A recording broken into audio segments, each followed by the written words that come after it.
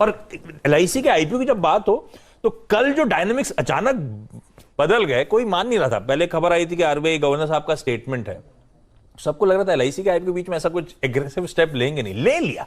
हाँ जी, डायनेमिक्स किस हद तक बदले हैं अब इस IPO के, कोई दिक्कत आएगी क्या? आई थिंक आपका डेटा और आप लोगों का डिबेट बढ़िया था, और डेटा में आप देख रहे हो कि पॉलिसी होल्डर की डिमांड इस IPO के लिए इतनी भयंकर है कि IPO का मेरे ख्याल से कोई दिक्कत होगी नहीं, अच्छी सब्सक्रिप्शन होगी। और फॉलो ऑन इशुएंसेस भी मैं श्योर हूँ कि भारत सरकार और माल लाएगी अगले 2 साल में, उसका भी भारी सब्सक्रिप्शन रहेगा। देखिए आप लोग डेटा दिखा रहे हो, कमाल का डेटा है, दिख रहा है कि पॉलिसी होल्डर ही फाड़ के निकाल देगा ये IPO। सो आप जितना भी रेट हाइक कर लो, यहाँ पे कुछ फर्क पड़ने नहीं वाला। ये इंडिया का एक हर घर में LIC की पॉलिसी होती है, जो जैसे हर्षदा ने बोला बीमा का बादशाह LIC है, और आपके दूसरे कोलीग ने बोला बैंकिंग का बादशाह स्टेट बैंक ऑफ इंडिया है। बिल्कुल बादशाह कंपनीज है, तो IPO बिकने में तो मेरे ख्याल से कोई संकोच नहीं होना चाहिए। मोर जनरली जो रेट हाइक हुआ आज से 48 घंटे बाद, कोई रेट हाइक की किसी को याद भी नहीं रहेगा। मेरे ख्याल से फिर से रेट हाइक आएगी जून में, बट जैसे 2004 से 2006 के बीच फेडरल रिजर्व और RBI ने 200-250 बेसिस पॉइंट रेट हाइक किया, ना तो बुल मार्केट रुकी ना तो इकोनॉमी रुकी। मेरे ख्याल से माहौल भी आज भी वैसा ही कुछ है। अगले 2 साल में रेट हाइक्स ज़रूर आएंगे, US में भी आएंगे, इंडिया में भी आएंगे, बट इकोनॉमी का जो रफ्तार है, इकोनॉमी में जो मोमेंटम है, मेरे ख्याल से रुकने नहीं वाली। एंड प्रोवाइडेड इकोनॉमिक ग्रोथ बरकरार रहे, आपको आज जैसा दिन दिख रहा है वैसे दिन काफ़ी और देखने को मिलेंगे। तो ये जो मिड साइकिल RBI का कल सरप्राइज एक्शन आया, हाँ जी, इसको आपने कैसे रीड करा? कई लोग कह रहे थे कि RBI बिहाइंड द कर्व है, तो ये क्रेडिबिलिटी लौट आई, इस तरह की बातचीत कल छिड़ गई कि इस तरह का बोल्ड मूव लेके RBI ने क्रेडिबिलिटी वापस ले आया। क्रेडिबिलिटी वापस आ गई मतलब क्या गोरों का पैसा आ जाएगा क्या वापस? देखिए क्रेडिबिलिटी आई या नहीं, वो तो मैं छोटा आदमी हूँ, मैं क्या बोलूँ, बट जो 2 चीज़ें मेरे को बहुत पसंद आई, एक तो RBI ने जानबूझ के फेडरल रिजर्व को 12-14 घंटे से प्रीएम्प्ट किया।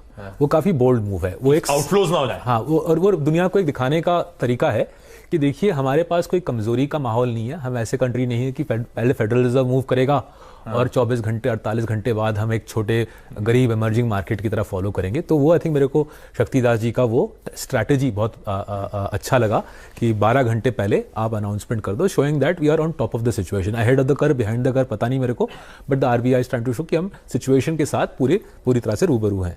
दूसरा जो चीज़ था कि RBI ने 2 चीज़ें एक साथ की, नॉट ओनली रेट हाइक किया, वो तो शायद एक्सपेक्टेड था, डेट शायद अनएक्सपेक्टेड हो, बट क्वांटम बहुत ही एक्सपेक्टेड था, बट जानबूझ के लिक्विडिटी को चूस लिया।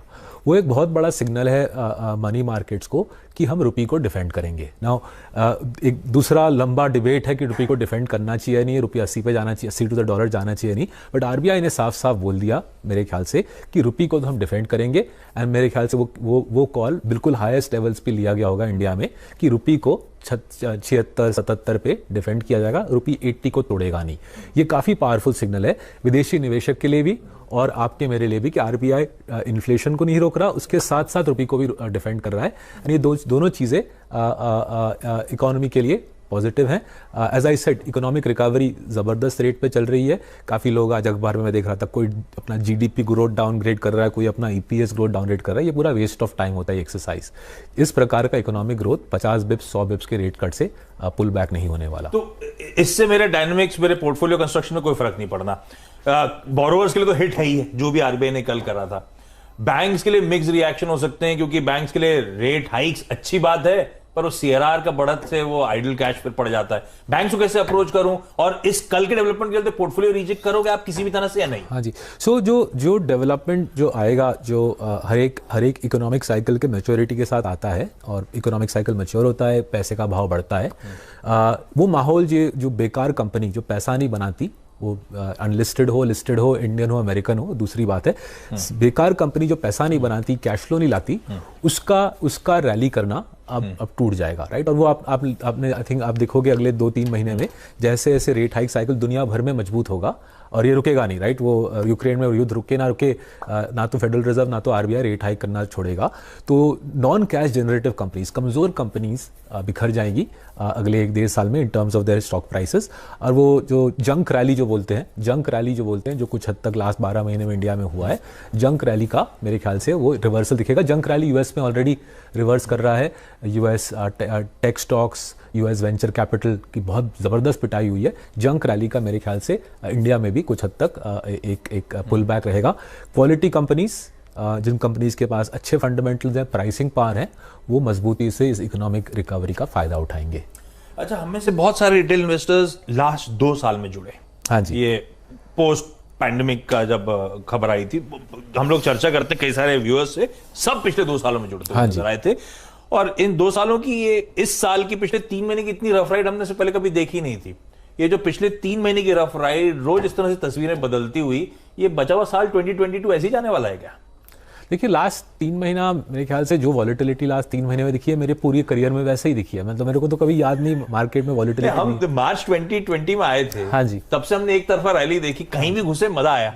अभी लास्ट 3 महीने से बड़ा रफ पैच हिट कर गया। अगर आप हाई क्वालिटी कंपनीज में निवेश करोगे तो आपको ओवर 3 इयर्स 5 इयर्स आपको पैसा अच्छा बनाने को मिलेगा, राइट। हिंदुस्तान का जो हिस्ट्री है, जो हमारी किताबों में मैंने लिखा है, कंसिस्टेंट कंपाउंडर्स, जो जिनको हम कहते हैं, हमारी जो पोर्टफोलियो है कंसिस्टेंट कंपाउंडर्स की, जैसे कि HDFC बैंक, जैसे कि कोटक बैंक, जैसे कि टाइटन। कंसिस्टेंट कंपाउंडर मतलब जो हिस्टोरिकली CAGR अच्छा डिलीवर करते चले जाए। हिस्टोरिकली कंपनी की top line growth double digits में, return on capital, cost of capital के कई ज़्यादा, मानिए 30-40% रिटर्न ऑन कैपिटल, राइट। तो इस प्रकार की कंपनी जो है हिंदुस्तान के लास्ट 20-25 के ईयर्स के हिस्ट्री में, जब भी इन्फ्लेशन 6% से ज़्यादा होता है, इस प्रकार की कंपनी बाहुबली बन जाते हैं, क्योंकि इन प्रकार की कंपनी के पास तगड़ा प्राइसिंग पावर रहता है।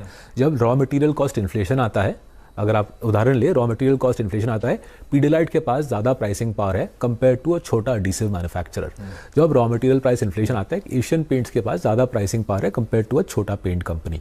तो जब कभी भी इन्फ्लेशन ऊपर जाता है, वो इंडिया में by the way 40-45% of the time India में इन्फ्लेशन ऊपर ही रहता है, क्योंकि हमारे देश में डिमांड इतनी ज़्यादा है, सप्लाई हमेशा पीछे रह जाती है। सो हाई इन्फ्लेशन के माहौल में इस प्रकार के consistent compounder Baahubali stocks market को 9-10% से आउट परफॉर्म करते हैं। वैसा ही कुछ माहौल चल रहा है। मेरे ख्याल से अगला 1-2 साल इस प्रकार का माहौल चलेगा। डिमांड एक्सेस में है, सप्लाई पीछे है। ये इंडिया का कोई पुरानी नई कहानी नहीं है इंडिया के लिए। डिमांड आगे, सप्लाई पीछे, इंडिया की पुरानी कहानी है। जब से मैं छोटा था, मेरे को याद है, मारुति गाड़ी ऑर्डर किए थे 84 में, गाड़ी आई 87 में। फोन लगवाया आज के चेतक में तो इससे भी ज्यादा। हाँ जी, राइट। तो बच्चों की स्कूल हो, फ्लैट की इंतजार हो, गाड़ी के इंतजार हो, we are use to India में हम सब आदी हैं सप्लाई साइड कंस्ट्रेंट से। उससे क्या होता है, जो शक्तिशाली कंपनी होती है, जिसके पास सप्लाई साइड संभालने की ताकत होती है, वो आउट परफॉर्म करता है। वैसा माहौल है इंडिया में। जो नए निवेशक आए, मेरी विनती होगी उनसे, आप कंसिस्टेंट कॉफी कैन इन्वेस्टिंग हमारी किताब पढ़िए, उसमें इस प्रकार का निवेश का शैली मैंने समझाया है। आराम से निवेश कीजिए, बड़ा कमाइए इंडिया में। वो पुराना FD का 6% रिटर्न वो भूल के आगे आइए, 15-20% अच्छे कंपनी से कमाने के माहौल में आइए। ये बाहुबली आपने वर्ड यूज करा था, तो कल वो मीम चला था जब RBI गवर्नर साहब का आउटकम आया था कि कटप्पा ने बाहुबली को क्यों मारा। बेसिकली LIC के IPO फॉल्ट पर सर कह रहे हैं कोई दिक्कत नहीं है, इस मूव से LIC के IPO में सेल थ्रू इजीली करेगा। और बुल आर्गुमेंट्स आपने सुने ही हर्षदा के। अच्छा, आप जाएं उससे पहले, बहुत चर्चा में आपने वो कुछ मिस्टेक्स एडमिट करी अपने वो कंपाउंडर पोर्टफोलियो में, है ना? हाँ जी। जिसमें आपने ITC और पेज इंडस्ट्रीज की बातचीत करी, तो हर जगह उसकी बहुत चर्चा हो रही थी। अच्छा जी। ये मिस्टेक मतलब क्या मिस्टेक? ये गलत ले लिया था पोर्टफोलियो में, रिटर्न्स नहीं जमा के दिए, और अब क्या व्यू इन दोनों स्टॉक्स पे? तो 2 अलग अलग प्रकार के मिस्टेक्स थे। तो हम करीबन 12,500 करोड़ 13,000 करोड़ मैनेज करते हैं। तो हमारे सारे पोर्टफोलियोज मिला के करीबन 40 स्टॉक हैं। तो हमारा जो कंसिस्टेंट कंपाउंडर पोर्टफोलियो था, उसमें हमने ITC पे काफी साल भरोसा रखा, ये जान के कि बाहुबली स्टॉक हम सब रिटेल में भी ऐसी करा, तो बाहुबली स्टॉक है, जहां पे शायद हमारी सोच थोड़ी सी और शार्प होनी चाहिए थी। 2019 के दौरान हमको समझ आया कि ITC बाहुबली तो है, कैश फ्लो बहुत जनरेट करता है, one of India's greatest cash machines है, राइट। इस आई थिंक साल में $1.5 बिलियन ये cash, free cash flow generate करता है। बट उस कैश का री इन्वेस्टमेंट जिस पैमाने पे होना चाहिए था, वो शायद हो नहीं रहा था, और वो चीज़ हमको शायद थोड़ी सी लेट समझ आई। इस मुद्दे को हमने काफ़ी विस्तार में उनके साथ डिस्कस किया। बहुत शुक्रगुजार हैं पुरी साहब और उनके टीम के कि उन्होंने हमारे साथ ये मुद्दा काफ़ी डिटेल में डिस्कस किया, किस प्रकार से ITC अपने 35,000 करोड़ के कैश चेस्ट को यूज़ करेगा। उन्होंने जो डिसीजंस लिया, आई एम श्योर ITC के लिए अच्छे ही हैं। बट हमको 2020 के समर में समझ आया कि हमारे निवेशक, हमारे जो क्लाइंट है, उनको शायद इसमें 20% की कमाई ना हो सके, और वो हमारे लिए टारगेट रेट ऑफ रिटर्न कोशिश करते हैं क्लाइंट्स को 20% तक ले जाने का। तो ITC अच्छी कंपनी है, मेरे ख्याल से 10-15% बहुत सालों तक कंपाउंडिंग देगी। बट 20 का जो आंकड़ा था वो बियॉन्ड अस था, एंड बिकॉज हमने शायद उनके कैपिटल एलोकेशन पे इतना फोकस नहीं किया जितना